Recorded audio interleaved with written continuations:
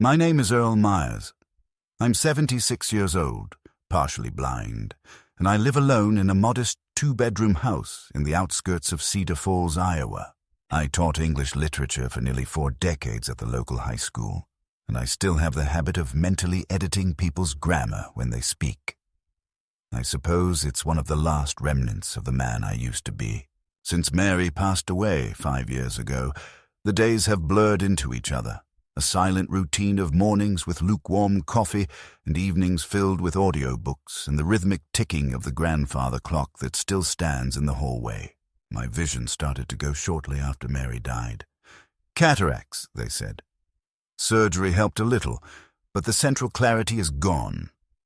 I can see shapes, movement, shadows. I use a magnifying glass for print and a white cane when I go out. But I'm far from helpless. Still, people tend to assume otherwise, which is both insulting and convenient, depending on the context. My son Jason visits once a month, if that. He usually shows up on a Sunday afternoon, sits stiffly in the armchair Mary loved, drinks one of my beers without asking, and talks about himself for half an hour. Then he checks his phone, says something about needing to get back to work or to Amanda, and leaves with a pat on my shoulder that feels like a cold coin being pressed into my hand. Amanda, his wife, comes even less often. When she does, she acts like she's doing charity, fluffing pillows, straightening picture frames, wiping down spotless countertops with an air of superiority that grates against my nerves. She speaks loudly and slowly, as if I were not only blind, but deaf and mentally fading. I've never liked Amanda. She's sharp in ways that feel rehearsed, always measuring her words for effect. When she smiles, it doesn't reach her eyes. I suspect she never truly approved of me or of Jason's humble upbringing. Her family is from Chicago, where people wear ambition like perfume. She once told me that her father was a regional bank executive, as if that were some inherited title of nobility. In the first year after Mary died, I tried to stay involved. I sent Jason texts asking about the kids, offered to take them out for lunch, or invited them to help with the garden Mary used to tend with such care. He always had excuses. Soccer games, work, Amanda's parents were in town. After a while, the invitations stopped. I suppose I got tired of offering pieces of myself just to be left on read. The last time I saw my grandkids, Ethan and Lila, was 3 Christmases ago. Ethan was 12, Lila 10. They were polite in that strained way kids are when they've been coached beforehand. They brought me a mug that said, "World's Best Grandpa," and spent the evening staring at their phones while Amanda sipped wine and criticized the insulation in my house. I remember thinking how Mary would have handled it, probably with grace, offering cookies and ignoring the insults. I, on the other hand, just sat there, wondering when I had become a guest in my own home. There's something uniquely cruel about growing old in America. You don't just age, you vanish. Your worth fades with your productivity, and if you're lucky, you become a quaint memory. If not, a burden. I never imagined this life for myself. Mary and I had plans. We were going to travel after retirement, see the Grand Canyon, visit her sister in Oregon, maybe even Europe if her knees allowed it. Instead, a year into retirement, she collapsed while baking peach cobbler. A stroke, the doctor said. Quick and painless. I still remember the smell of cinnamon when I walked into the kitchen and found her. The bowl had tipped over. Flour was scattered like snow over the floor, and she lay in the middle of it, peaceful, as if sleeping. I sat next to her body for hours before calling anyone. I didn't cry then. That came later, in pieces. I talk to her sometimes, quietly, when I think no one is around to hear.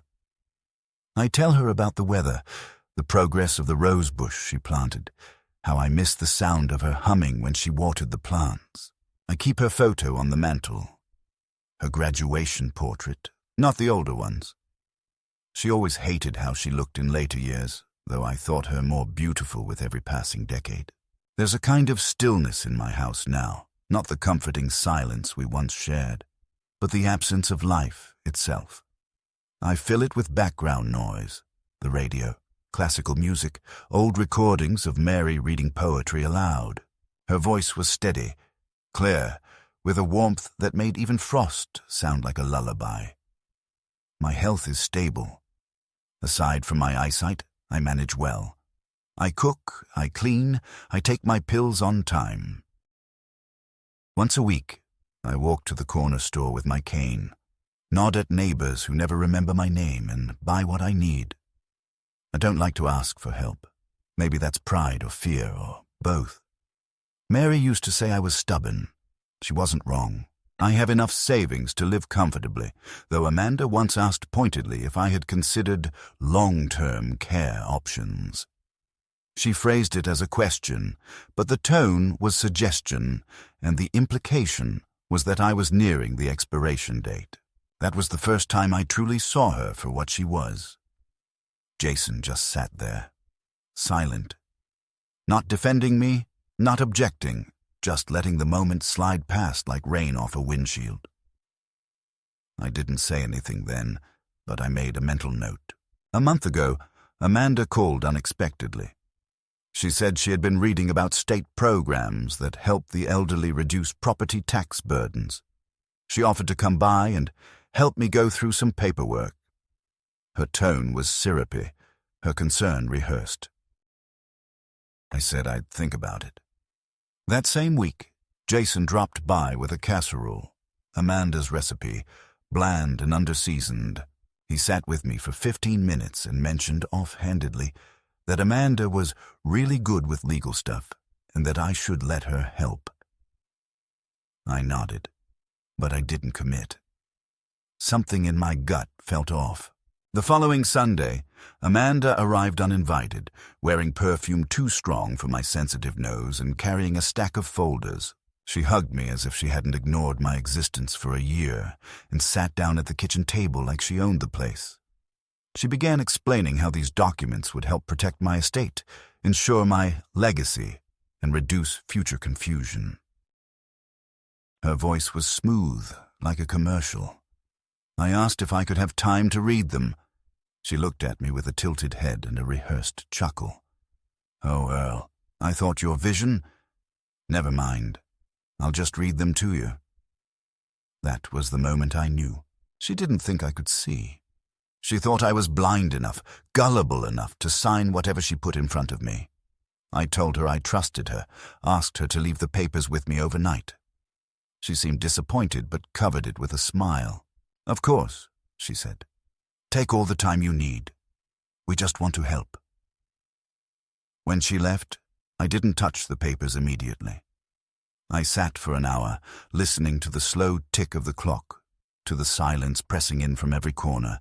Then I fetched the magnifying glass Mary had once used for her needlepoint, turned on the strongest lamp in the house, and started reading, line by line.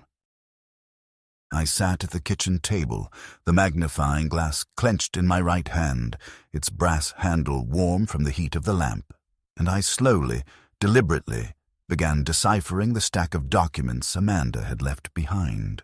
The print was dense, written in that deliberately convoluted legal language designed to make ordinary people feel small and incapable.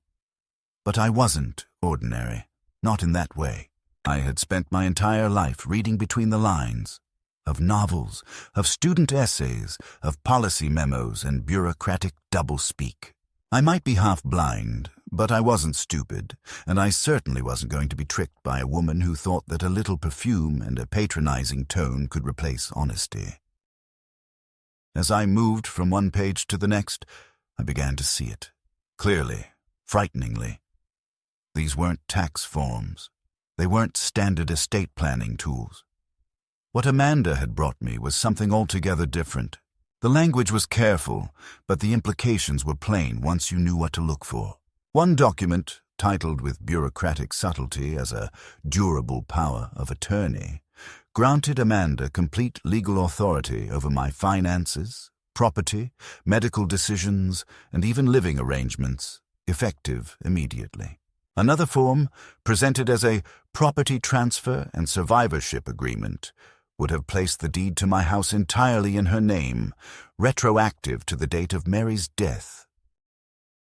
There were waivers of notice, disclaimers, and indemnification clauses, all signed already by Amanda and witnessed by someone named Gina R.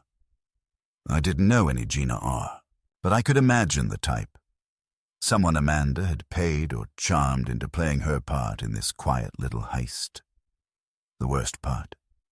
Every page assumed I wouldn't read a word, that I would sit, smile, and sign, blind and compliant. The rage that boiled in my chest was slow and quiet, not the explosive kind of anger that drives fists through walls, but the cold, sharp sort that freezes a man's spine and keeps him up at night. I felt violated, not only by the documents themselves, but by the assumption underneath them. Amanda saw me as useless, voiceless, finished, and my son, my only child, had sat silently by while she made these plans. That was the deeper betrayal. Not the papers, not the schemes, but Jason's silence. I imagined their conversations behind closed doors, Amanda laying out the strategy like some corporate merger, Jason nodding along, too weak or too indifferent to object. I didn't sleep that night. Instead, I laid the papers out across the kitchen table and read them again, slowly, thoroughly, making notes in the margins with a pen I hadn't used since Mary passed. By morning, I had a full understanding of the trap Amanda had set for me, but I didn't call Jason. I didn't confront Amanda. Not yet. Something in me, an instinct perhaps born from decades of teaching rebellious teenagers, told me to wait, to plan, to give them just enough rope to hang themselves. And so I placed the documents neatly back in the folder, clipped them shut, and returned them to the drawer where Amanda had placed them, undisturbed. I even left a sticky note on the top that read, "Thanks for helping. We'll review soon." The following weekend, Jason called. "Hey, Dad, Amanda said she dropped off some paperwork. Just checking in. Need help with anything?" His voice was light, casual, like he hadn't conspired to strip me of my autonomy. "No, I'm looking them over. Appreciate you two thinking of me," I replied, my tone equally light. There was a pause. "You sure? Amanda can swing by again if it's too much to read." "I'll manage," I said. And that was that. The conversation lasted under 2 minutes. Over the next few days, Amanda texted me twice.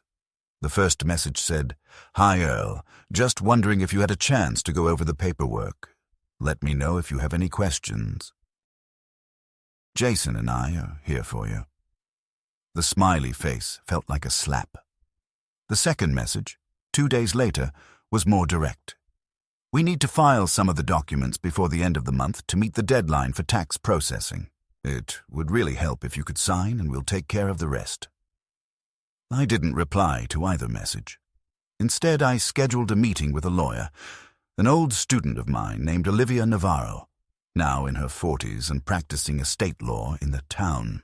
She had been one of my brightest students, a thoughtful girl who once wrote an essay on Steinbeck that nearly made me cry. When I called her office and introduced myself, she responded warmly with genuine respect and affection. We arranged to meet the next morning. When I arrived at her office, Olivia greeted me with a hug.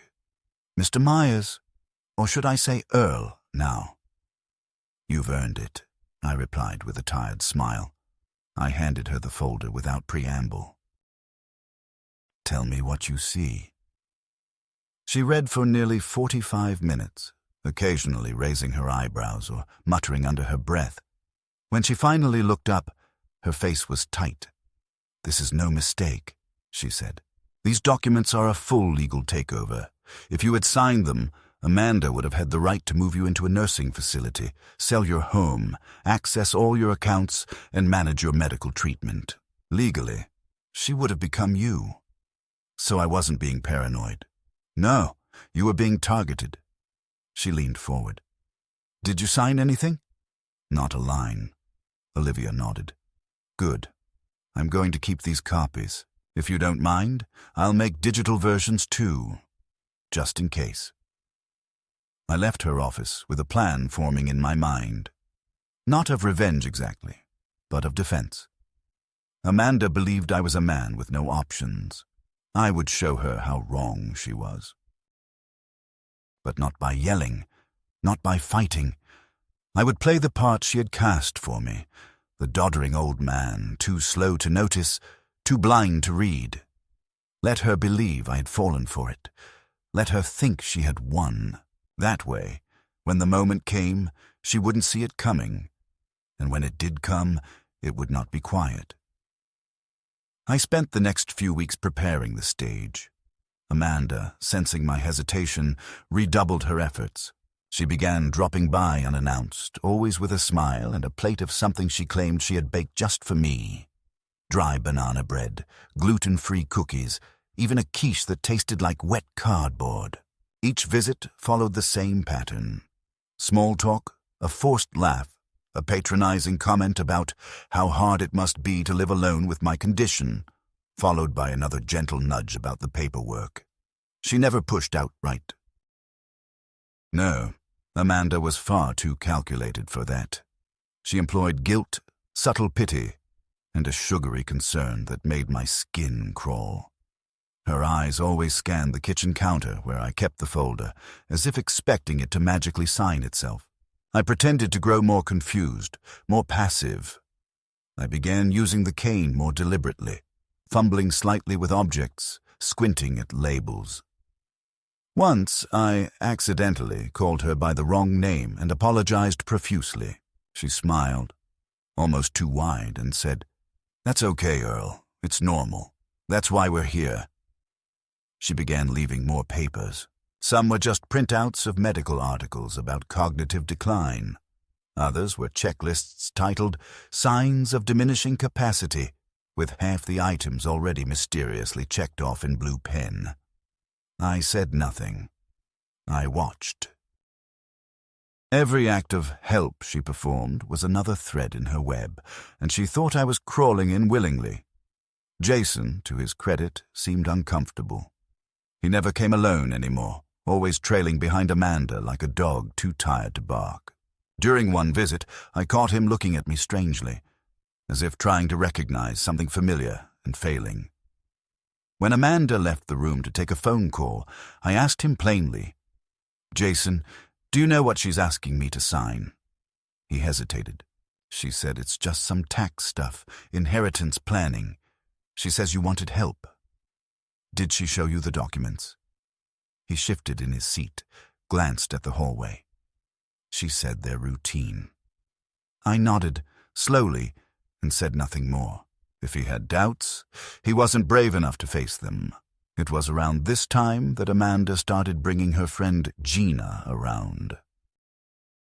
A short, tense woman with bright nail polish and a laugh like breaking glass, Gina was introduced as someone who works with estate stuff. She said it vaguely, waving her hand like it wasn't worth explaining, and Amanda always steered the odd conversation away from details. One afternoon, Amanda casually mentioned that Gina had agreed to serve as a secondary witness should we need to redo any paperwork. "Just in case," she said brightly. "You know how the legal system is. Always wants double documentation. Best to be prepared." I nodded, offering her the bland smile of someone too weary to resist. But I was preparing too. Every visit Amanda made, I documented. Every paper she brought, I copied. Every odd phrase, every time she slipped and referred to my house as ours or mentioned future transfers, I recorded in a notebook. I kept it hidden in the drawer where Mary used to keep recipes, under a pile of yellowed newspaper clippings about high school plays and retiree book club meetings. Amanda never looked there. She searched other places, I could tell. Once, she left a kitchen drawer half open. Another time, a cupboard door was ajar. She was looking for something, maybe trying to see if I'd already signed the papers and left them lying around. Maybe trying to find banking information. She never said it, But the implication was always there, hovering just beneath her saccharine smiles. She expected me to go quietly. Then came the day that changed everything. It was a Tuesday. Amanda showed up with a thermos of herbal tea and a new stack of papers, this time bound neatly in a folder labeled Final Phase. She placed it on the table with a theatrical sigh. "Earl," she said, lowering her voice like a kindergarten teacher, "I know this is overwhelming, but it's really for your protection. We want to make sure you're secure, that you don't have to worry about anything." She pushed the folder toward me. "It's mostly signature pages. You've already seen the important parts." I looked at her. She was standing a little too close, her hand resting lightly on the folder like she feared I might toss it in the trash. "I just need you to initial a few lines," she said, flipping the folder open and pointing. "Right here, here, and here." My hand hovered over the pen. "You'll read them to me?" I asked. Her eyes lit up, like a trap had just sprung shut. "Of course," she said gently, just like before. She read the paragraphs in a tone of practiced empathy, smoothing over phrases like revocation of personal agency, transfer of full fiduciary rights, and permanent custodial authority. Each time she said something especially vague, I made a soft sound of confusion. "Could you read that again?" I asked once. She did, slower, her voice syrupy. I signed each page as requested, but with a twist. I wrote my name backward on every line, perfectly mirrored. A trick I'd taught myself years ago when grading plagiarized essays. Amanda didn't notice. She smiled brightly. "That's great, Earl. We're almost done." After she left, I called Olivia. "It started," I told her. She instructed me to bring the documents immediately. When she saw the signatures, she laughed. "Oh, this is gold," she said. "You signed, but not legally. This will be airtight in court. Now we wait." The next week, Amanda called 3 times. Her tone had changed. Gone was the softness. Now it was clipped, impatient. "We need to get these processed, Earl," she said. "Time's running out. You don't want to miss the deadline." I asked, innocently, "Deadline for what?" There was silence. Then she said, "For the tax benefits, you remember." But her voice had a crack in it now, a note of fear behind the insistence. Then, 2 days later, she arrived with Jason in tow. This time, no baked goods, no tea. Just a thick envelope and a tight smile. "We need you to come with us," Amanda said. "There's a notary waiting at the bank. It'll be quick." Jason looked away. "We can get lunch after," he mumbled. I grabbed my coat slowly, deliberately. "All right," I said. "Let's get this over with." They looked surprised. Amanda recovered quickly. "Good decision," she said. At the bank, a young man with slicked-back hair and too much cologne greeted us. "Mr. Myers, pleasure," he said, handing me a clipboard. "Just need a few confirmations." I took the clipboard and flipped through the pages. The font was small, but I could read just enough. They were final transfer documents, everything, house, account access, medical authority, with Amanda's name in bold. I looked at Jason. His eyes flickered. I looked at Amanda. She was smiling too hard. I held the pen, then paused. "Do you have a bathroom?" I asked. "Of course," the notary said. I stood, walked slowly out of the room and kept walking. Out the bank, down the sidewalk, through the street. I didn't stop until I reached a diner 3 blocks away. I ordered coffee, pulled out my phone and texted Olivia. It escalated. They tried to have me sign final transfers today. Walked out. Her reply was immediate. "Come in tomorrow." We'll file preemptive action. I sipped my coffee, heart still thudding, hands shaking slightly. I'd played along long enough. The performance was over.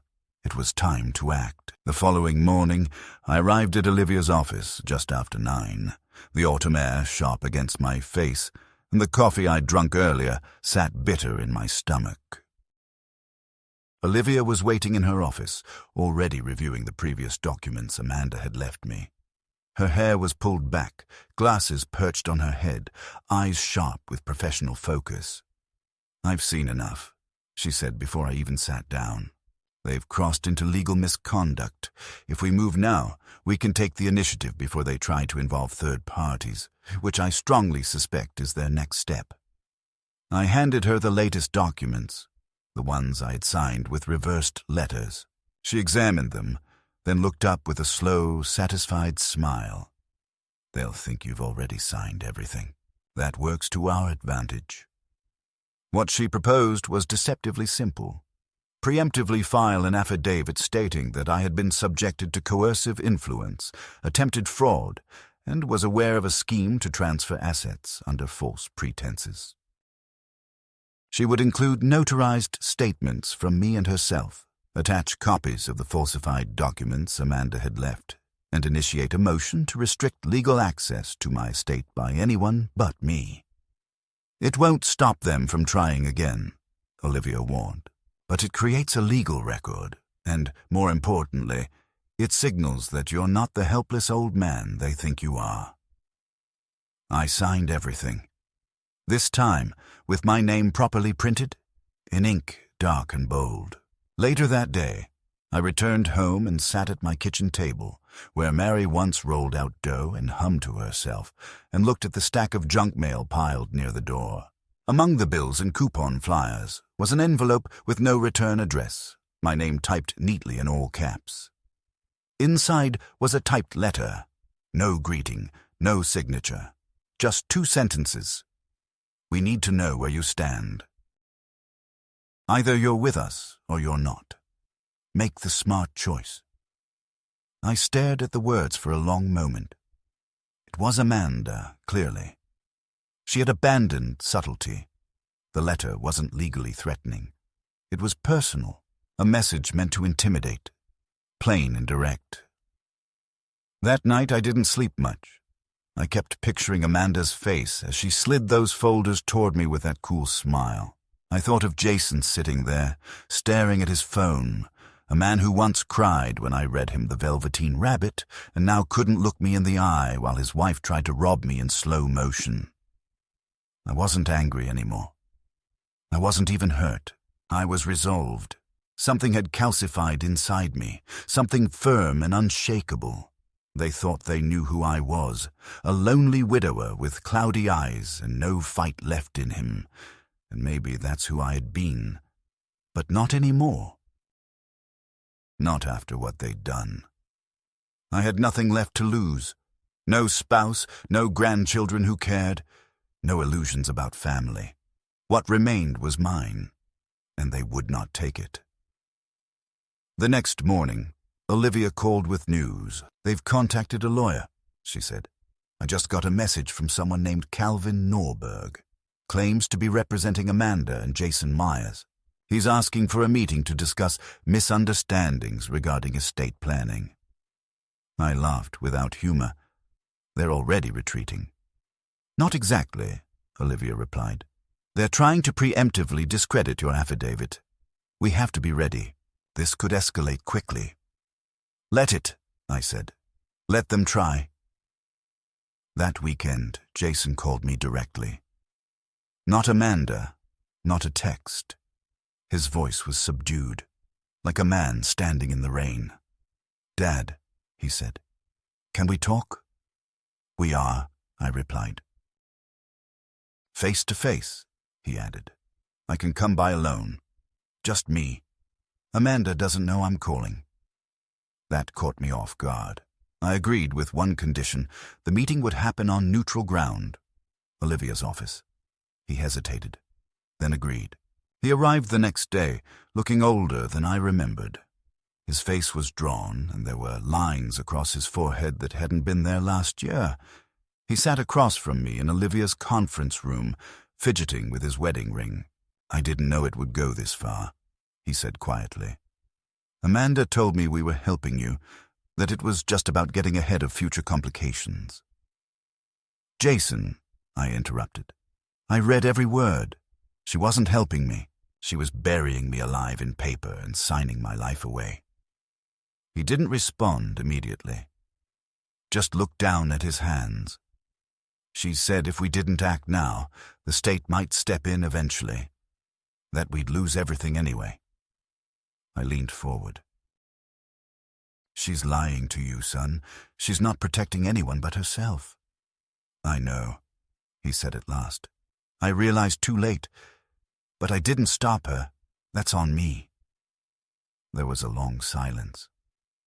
Olivia remained quiet, giving us space. Finally, Jason looked up. "What happens now?" "You get out of the way," I said, "or you go down with her." He nodded slowly. "I won't fight you. I just want this over." "Then step aside," Olivia said, her voice clear and even. "Let the legal process unfold. Tell your lawyer to back off." When he left, I didn't feel better. I just felt heavier, like I had finally put down something I'd been carrying for too long. Jason hadn't defended me, but at least now he wouldn't protect her either. And that changed everything. Amanda no longer had a silent partner. She was exposed, and now the battle was fully mine. The day after Jason left Olivia's office, I expected silence, perhaps a week of tense waiting while they figured out how to regroup, a drawn-out retreat camouflaged as reflection. Instead, Amanda struck back almost immediately. I woke to a knock on the door, not at the usual hour of polite family visits, but at 7:22 a.m., when the sun had only just begun to bleed pale orange through the frost-tinted windows. When I opened it, a man in a slate-gray suit handed me a large envelope and offered a tight professional smile that said he was not here to make conversation. "Mr. Myers, service of legal notice," he said. "Have a good day." The moment he turned, the smile vanished. I stood on the porch for a full minute after he left, envelope in hand, trying to steady my fingers enough to read. It was a petition. Amanda and Jason, though I now knew only Amanda had authored the action, had filed for temporary conservatorship, citing concerns about my mental capacity, confusion, susceptibility to undue influence, and inability to manage daily affairs. They had attached an affidavit from a physician I had never met, citing a review of behavior and third-party observation that concluded I displayed evidence consistent with early-stage cognitive impairment. There were also attached statements, unsigned and anonymous, but clearly Amanda's doing, alleging that I had recently forgotten names, gotten lost in my own neighborhood, and regularly accused loved ones of conspiracies and theft. None of it was true, but on paper, printed in Times New Roman and notarized with a perfect seal, it all looked horribly plausible. I brought the document straight to Olivia, and she flipped through the pages with a cold, controlled rage I hadn't seen in her before. "This is bold," she said, scanning the pages. "But not smart. These documents are built on hearsay, not medical evidence. But she's clearly trying to establish groundwork for a full conservatorship claim. She wants the court to see you as a liability to yourself. The language is designed to provoke court-appointed evaluations.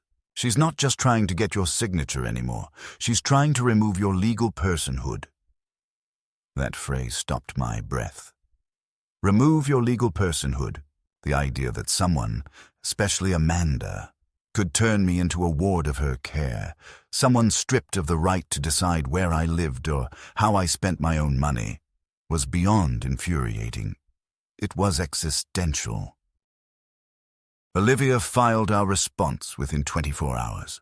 We attached my notarized statement, records of my normal activities, documentation from my bank showing that I had full control of my accounts, and, most importantly, an independent medical assessment from Dr.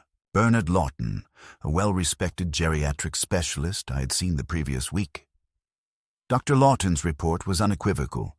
Mr. Myers shows no signs of cognitive decline. He is oriented to time, place, and person, and is capable of managing his affairs. Olivia had even had him record a short video statement, which we submitted alongside the paper. In it, he looked straight into the camera and said, "There is no clinical basis for any claim of cognitive impairment in Mr. Myers at this time. Any assertion to the contrary is, to the best of my professional judgment, either a mistake or deliberate misrepresentation." Olivia smiled when we sent that off. "She won't recover from this," she said. But Amanda didn't retreat. Instead, she went public. Not in the media. No, that would have been too dramatic and left her vulnerable to defamation claims. But she went to the neighbors. She began showing up at church events she hadn't attended in years, talking softly to parishioners I'd known since before she married Jason. "We're just really worried about Earl," she'd say, hand on heart. "He's been so confused lately. It's hard to watch someone you love decline, you know?" I found out about it when Linda Jenkins, a woman who once taught Sunday school with Mary, stopped me in the grocery store and said, "If you ever need help, Earl, don't be ashamed to ask." It's brave to admit when you're struggling. At first, I didn't understand what she meant. Then she added, "Amanda said you've been having a rough time lately. I'm praying for you." I thanked her, heart pounding, and left my cart behind. I told Olivia, and she didn't hesitate. "We're adding defamation to the filing. These whisper campaigns are strategic. She wants to influence local opinion, make you appear unreliable in case the court asks for third-party interviews." The new strategy, as she explained, was both legal and psychological. Amanda was trying to build what lawyers called a construct of incapacity, a fog of rumor and concern that would make any denial of her claims seem like ignorance or denial. If enough people said they were just worried, it wouldn't matter that I could recite the Gettysburg Address backward or calculate compound interest in my head. What mattered was perception, not fact. That week, I received 2 more unannounced visits. One was from a man claiming to be from the county's Adult Protective Services. He was polite, but his questions made it clear Amanda had filed a wellness report. "Just checking in," he said, clipboard in hand. We got a call from a concerned family member. I showed him my medical report, offered him tea, and even gave him Olivia's card. He left, embarrassed. The second visit was from the local sheriff, who said he was responding to a complaint of elder neglect. I asked if Amanda had called him, so he wouldn't say, but he saw my house, clean, organized, stocked with food, and nodded quietly. "Looks like you're doing just fine, Mr. Myers." "I am," I said, "but some people don't want to believe that." By now, Amanda had crossed from deceit into full-fledged character assassination. She began contacting institutions I worked with. The library where I volunteered said they'd received an anonymous call warning them I might not be safe to be around children. I was quietly asked to step back from reading hour. My heart broke, not for the loss of the position, but for what it represented. They believed her, or at least they didn't want to risk being wrong. I told Olivia. She wrote a cease and desist letter. It wouldn't undo the damage, but it sent a message. We were watching. Then came the most stunning move of all. I received an offer from a real estate agent I'd never contacted, an unsolicited cash offer for my house. It was a lowball figure, tens of thousands below market value, but it came with a cover letter. Per prior discussions with your family, we're pleased to proceed with the expedited sale.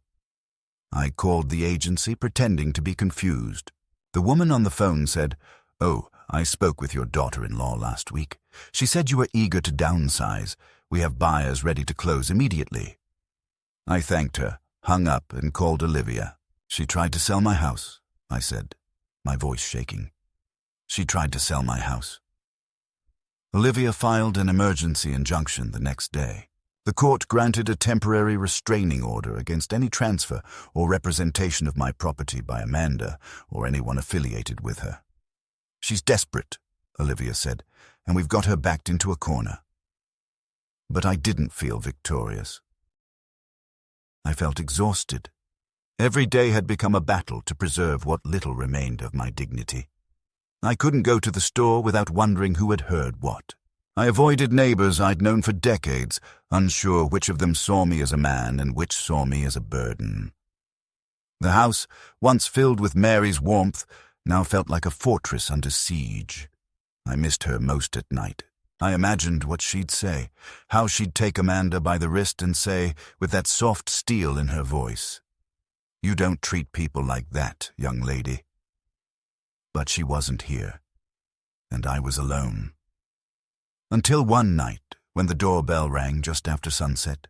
It was Ethan, my grandson. 17, taller than I remembered, with a backpack slung over one shoulder.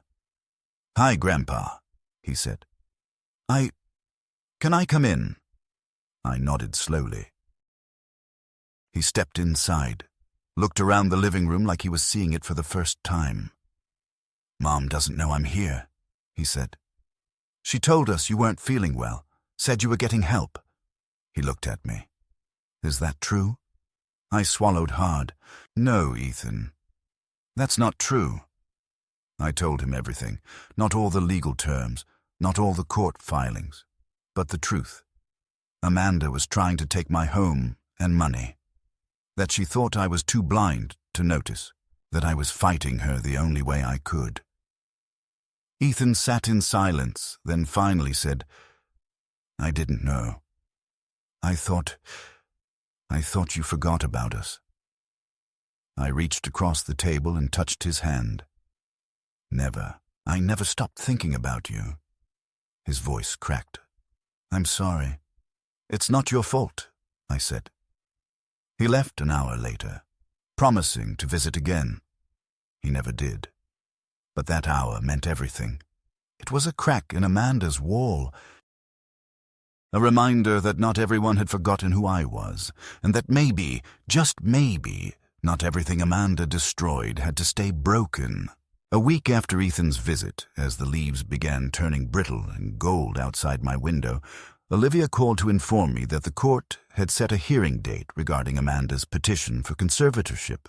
The judge had reviewed both filings, hers and ours, and decided that a formal evaluation was warranted, though he had also expressed skepticism about the validity of Amanda's claims. Olivia, always careful not to give false hope, told me, "This judge is old school. He doesn't like games. You'll have your chance to speak, but be prepared. They're going to try to provoke you."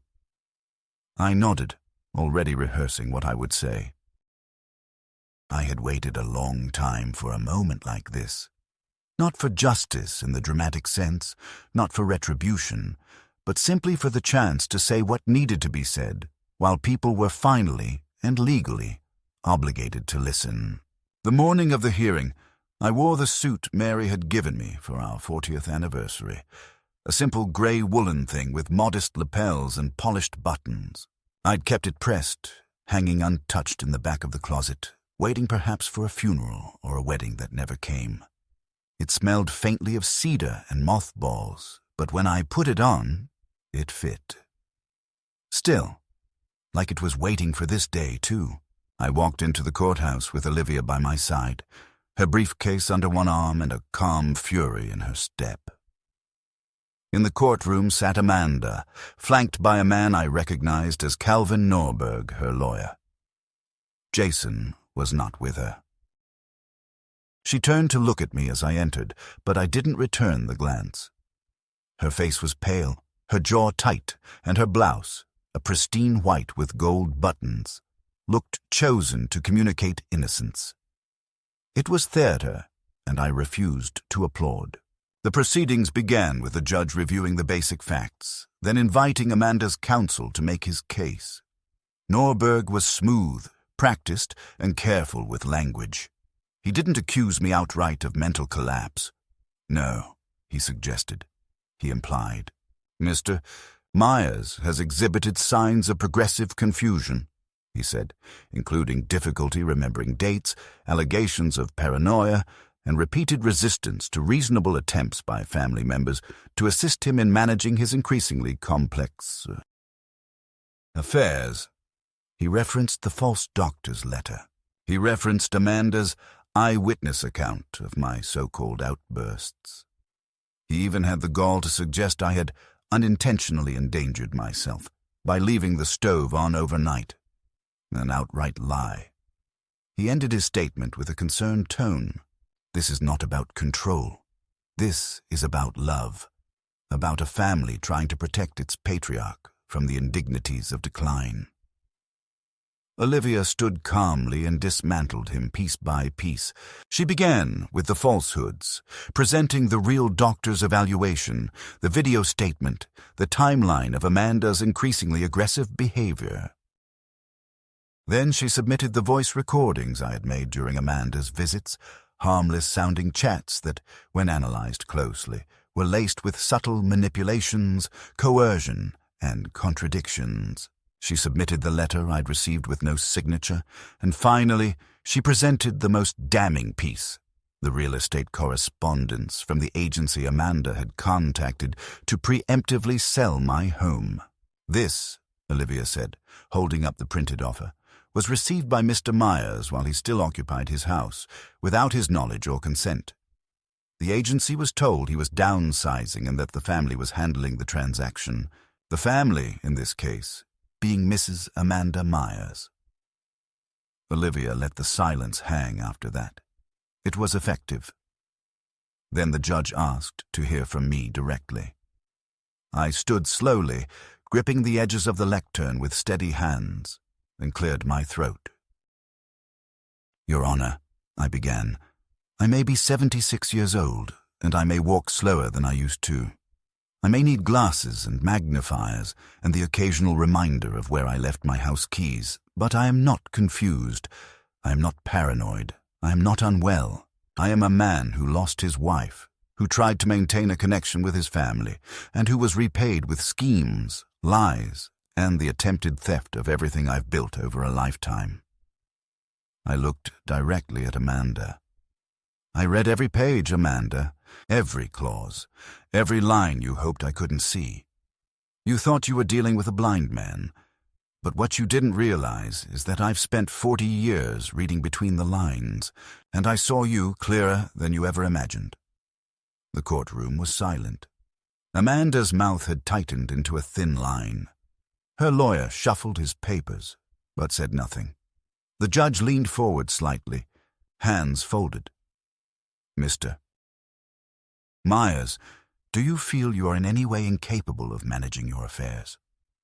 No, sir, I replied. I'm old. Not broken. He nodded, then looked down at his notes. Thank you. That will be all. By noon, it was over. The judge dismissed Amanda's petition in full and issued a formal admonishment for attempted exploitation under the guise of familial concern. He didn't press charges. That wasn't within the scope of the hearing, but he recommended that I seek a protective court order if Amanda continued her campaign. Olivia turned to me with a smile that was equal parts relief and vindication. You buried her, she said softly, without ever raising your voice. Outside the courtroom, Amanda tried to approach me. Her lawyer hung back, clearly finished with her. Earl, she said, reaching for my arm. This wasn't supposed to happen like this. I stepped away from her hand. Yes, it was. You just thought I wouldn't notice. She looked genuinely shocked, like a child caught red-handed who thought herself too clever to be seen. I was trying to protect what's ours, she hissed. Your son's future. You were trying to protect what you thought you were entitled to, I said. You confused inheritance with permission, and now you have neither." She turned, red-faced, and walked away down the hall, heels clicking like retreating gunfire. I stood there a moment longer, not triumphant, not victorious in the cinematic sense, but resolved. The fight was not over, but the war was. And I had survived. In the weeks following the hearing, the silence from Amanda and Jason was louder than any accusation they'd ever made. There were no more surprise visits, no envelopes with legal threats, no phone calls pretending to check on my well-being. The quiet was not peace, it was exile, a mutual, unspoken agreement that whatever thread had once connected us had been irrevocably severed. Jason didn't reach out, not even to apologize. Perhaps he thought it was too late. Perhaps Amanda convinced him it would be an admission of guilt, or perhaps, and this was the hardest truth to swallow, he simply didn't care enough. I stopped waiting for a knock on the door. I stopped checking my phone for missed calls. What surprised me most was not how much that absence hurt, but how quickly I began to adjust to its shape. I turned my focus inward, to the house that had become both battleground and sanctuary.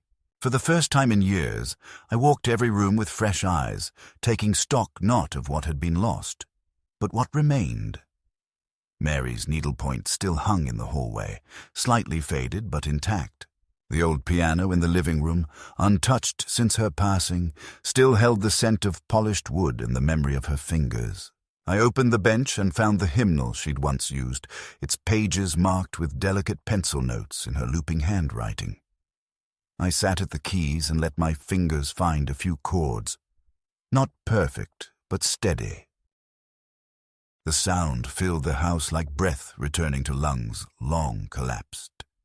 I called the library and asked to resume my reading sessions. At first, there was hesitation, the shadow of Amanda's rumors still lingering. But Olivia had followed up with a written statement from the court, and the board quietly reversed their earlier position. When I returned to that familiar room, the one with the low chairs, the soft carpet, the bright mural of cartoon animals, I felt something settle in me. Not redemption, not entirely, but restoration. The children didn't care about court hearings or family betrayals. They cared that I could do the funny voices, that I never rushed the endings, that I remembered which one liked to sit closest to the front. One of them, a little girl named Sadie, brought me a hand-drawn picture after story time. "You're my favorite," she said simply, and ran off. I looked at the crayon sketch. A man with glasses and a cane holding a book, and something in my chest loosened. A few days later, I visited the bank and updated my estate documents. I established a charitable trust in Mary's name, directing the house to be donated to the public library upon my death.